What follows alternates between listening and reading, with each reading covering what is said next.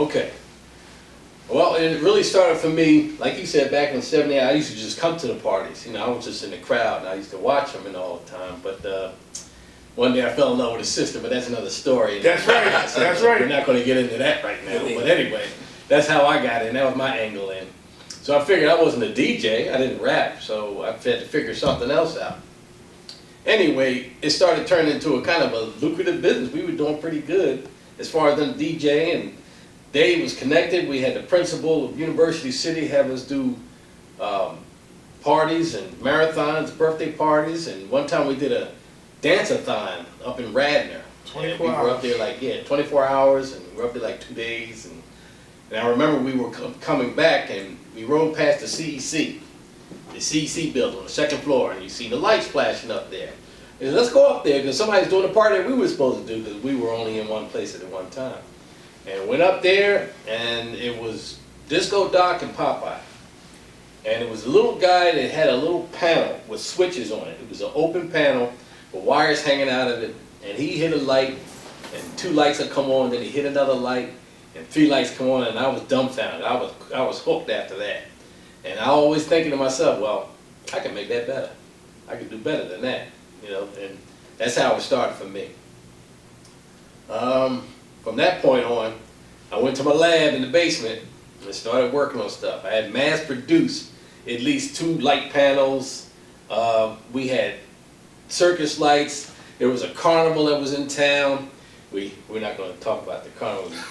Anyway, I just acquired a lot of things over time. And then, of course, you know, it was made famous because every time a traffic light went down, that was free money right there. We were going to get those traffic lights, so I rewired them, and that was part of the show.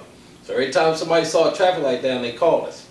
You know, it's amazing now, we didn't have the cell phones or the picture phones, but the minute something happened, somebody got a phone call. We were always home. We always answered the phone. They told me some lights down, we go pick them up, throw them on a truck. That's it.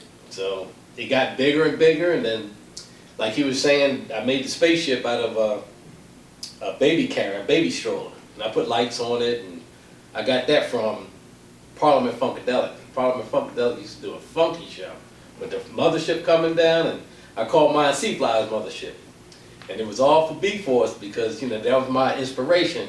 And it was just nice to be up there, and people they just went crazy. They went bananas over that stuff. Me too. I'm like, this is all right. And we used to do parties before, you know, Disco Rat. We used to do parties up at the Hotel Philadelphia, and that floor was packed. It was, I think it was the 5th floor. Fifth floor, and it was packed up there. You know, we're putting stuff together, and people just come in, crowded in. They just happy to be there. We were all happy to be there.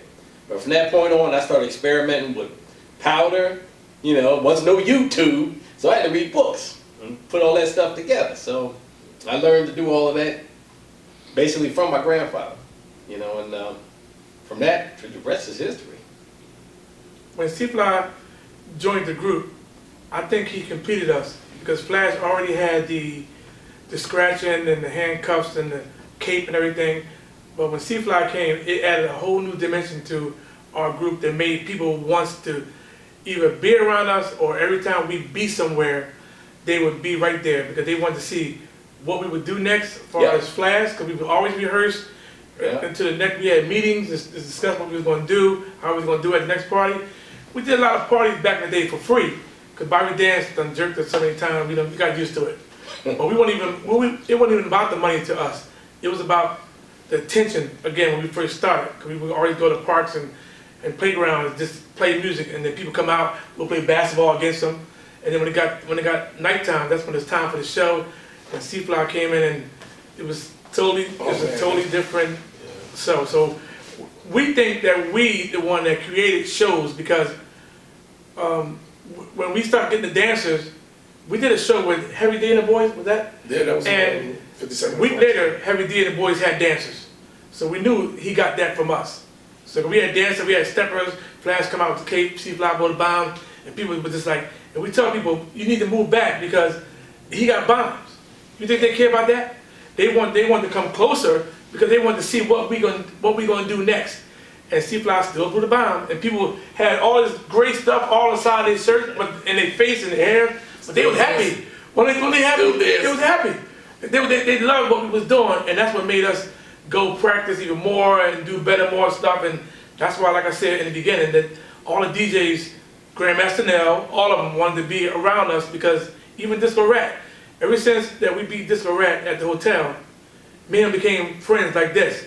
And every weekend we was at his house. Other weekend he came down our house. So we was tight after that because he wanted to see what are we doing different that make these people want to be around us, want to jump in these U-Haul trucks. When I say packed, it was packed. If that was happening now, we probably would have got locked up. Because C-Fly has so many, and every week he had to get a bigger truck, a bigger truck, a bigger truck, because the crowd just got bigger because they wanted to see what we going to do at the next show. And touching up on the Rat thing, Rat, we all know Rat had humongous speakers. His sounds was incredible, and one of the reasons why we beat Rat is because we had the support of the bottom. We had the whole party was right. It was there. They did the old-fashioned way of seeing who won. Disco Rat say ho. It was people that said ho. B-Force say ho. The whole bottom went crazy.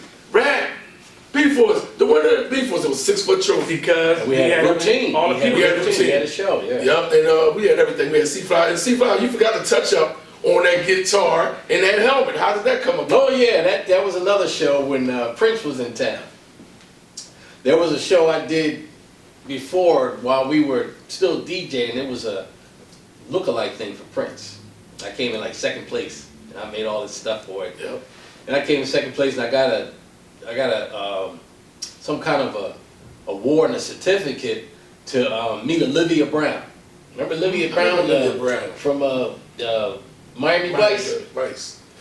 Anyway, moving on. Another story.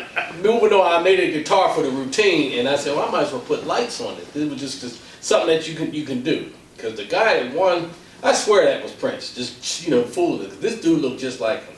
But anyway, I made a guitar, and I was going to make a helmet. Anything to bring attention.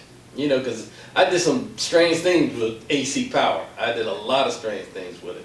And besides, I got that light from, it was a thing from Electro on Spider-Man. I got that as a kid. A lot of stuff I put together as a kid. But that's where that came from in the guitar. Man. Creative monster. We created a monster. Yeah. But it was great for B-Force because like again, I bring Jazzy Jeff into the equation when he did the interview about when we was talking about Breeze.